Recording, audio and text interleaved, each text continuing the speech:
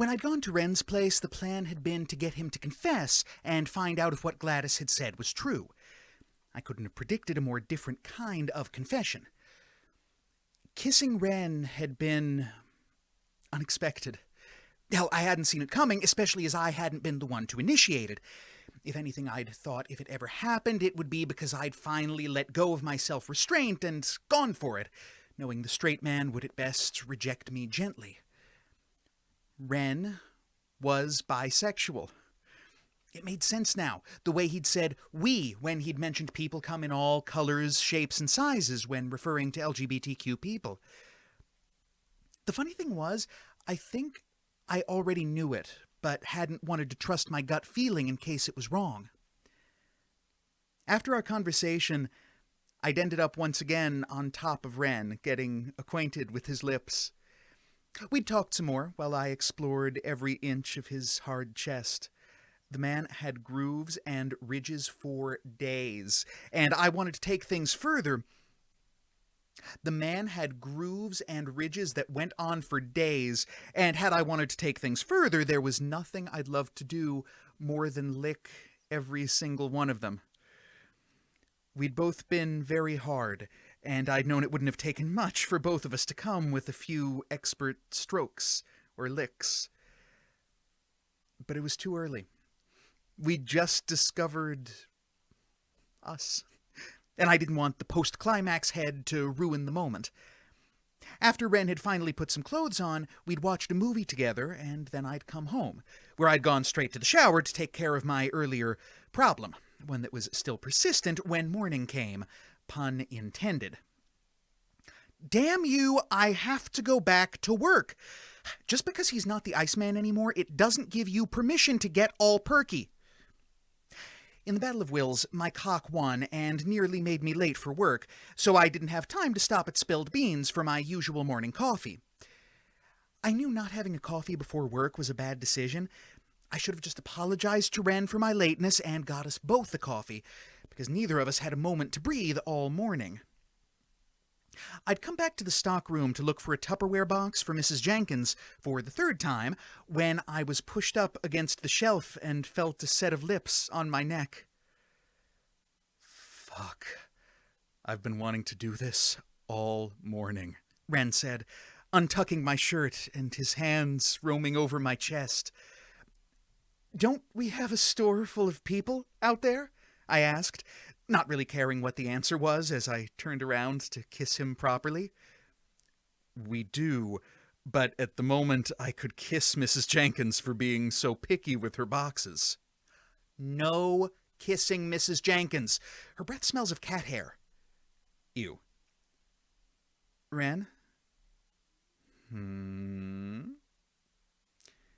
His bigger body pressing me against the shelves was doing all kinds of things to me, so before I pulled my pants down and begged him to fuck me right there, I put a hand between our mouths. I felt him smile and then lick my palm, which of course might have been... I felt him smile and then lick my palm, which of course might as well have been directly on my dick. Mr. Mason, we have customers outside. He took a deep breath and straightened up his clothes. I tucked my shirt back in and picked a number of boxes for Mrs. Jenkins to justify the length of time I'd been gone.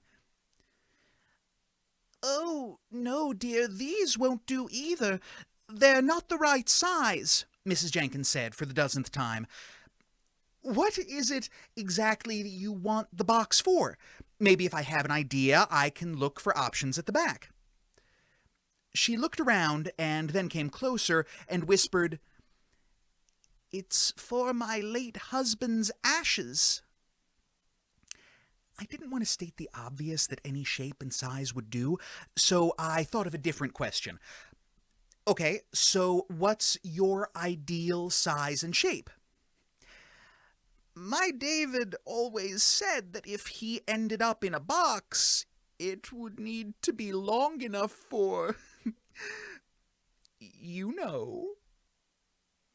I stared at her before I understood what she meant. Oh, and, how big was he? 9 inches when he was, well, excited. But he was quite girthy. I coughed to stop from laughing. And you want a box that can accommodate David while excited? Or maybe best, dear, we wouldn't want things to get uncomfortable in there. Okay, do you want to take a seat over there by the window and I'll go see what I can find for you? She patted my hand. Oh, you're a good boy. I couldn't stop my laugh as soon as the door closed and I was safely out of earshot. Wren came out from the office holding a small delivery box. What's so funny? You don't want to know. He raised a brow. Fine, you asked for it. I've spent the last 30 minutes looking for a box that can accommodate the length and girth of Mrs. You asked for it. I've spent the last 30 minutes looking for a box that can accommodate the length and girth of Mr. Jenkins' erect penis. But apparently while he may be picky about the size of the box, he doesn't mind that it's plastic with a tight seal lock. Didn't Mr. Jenkins die, like 10 years ago? Yes, but apparently the seal on the old box is damaged, and she's afraid of moisture getting in. He shook his head and made a move to leave, but not without pressing me against the door and kissing me again. Being busy at least made the day go fast, because in between stolen kisses and demanding customers, I almost didn't notice it was closing time. I flipped the sign on the door and locked it while Wren cashed up, and then did a once-through... I flipped the sign on the door and locked it while Wren cashed up and then did a once-through around the store to face up the stock. I'd had no coffee all day and still felt perky and happy. Wren Mason, what are you doing to me? Hopefully you, if you want to come home with me, he said, putting his arms around me and kissing my nose. Did I say that out loud? Uh-huh. Then I guess you have your answer. Let's go.